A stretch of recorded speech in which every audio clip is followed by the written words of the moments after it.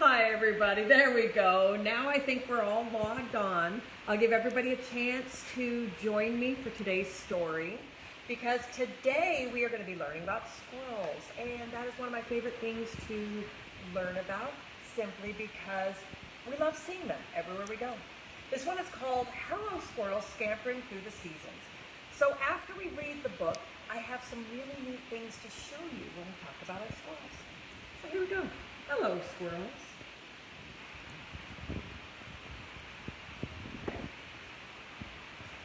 Getting my book open. Perfect.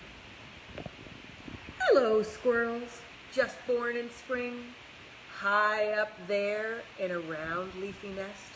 You're so tiny and new, all pink and helpless. This is what baby squirrels look like when they are first born.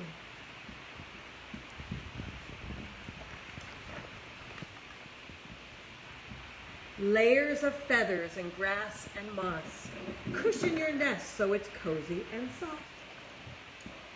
Mama squirrel feeds you milk and carefully licks you clean. She stays with you day and night.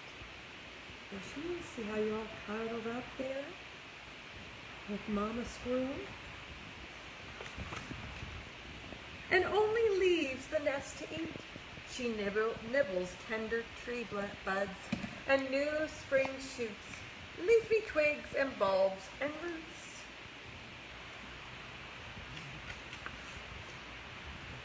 Mama fiercely guards you from strangers. She moves you to safety one by one when she senses danger. Look, she's carrying you in the mouth.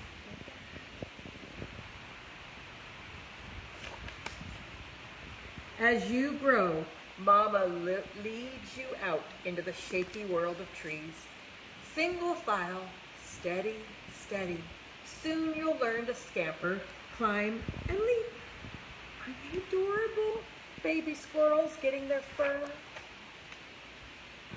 Hello, noisy gray squirrels. Chit-chat chattering in the leafy summer trees. Finding food isn't easy in the summer. You can't find nuts or seeds. So instead you eat mushrooms and twigs, and you gnaw the bark of trees. I love your bushy tail. You use it so many ways. An umbrella in the rain, and for shade in hot days, and for steering and balancing when you leap and climb and oops, like a parachute, puffed out just in time. By now, in the late summer, you're each fully grown, living in a leafy round nest of your own. Hello, busy squirrels, bearing nuts in the fall. Your furry coat and tail are growing thicker. You feast on fruits and nuts and seeds, getting fat for winter. There they go. You scamper, leap, and sail through the trees, and roll and tumble in fallen leaves. You play tag, you chase and run, and switch who's it, just for fun. I think we've all seen that, haven't we? But the icy cold of winter will soon be here, so you build warmer nests in the bees of trees, with plenty of sticks and moss and leaves. This is the perfect time of year. If you look up into the high trees, you're going to see the squirrel nests. So if you look up into a little V of the tree and you see a big ball of leaves, you know you have found a squirrel's nest.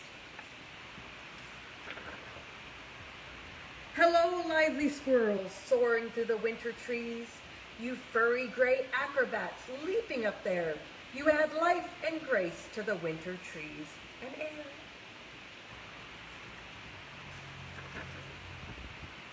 You search and dig buried food, even under deep snow, scattering footprints as you go. You'll find your own nuts and each other's nuts too. But some nuts aren't found by any of you. Some stay hidden and waiting for spring. All night, you sleep with your tail fluffed and thick, all circled around you, a warm winter blanket. Furry gray friend, are you dreaming of spring? When some nuts that you buried will turn into seedlings.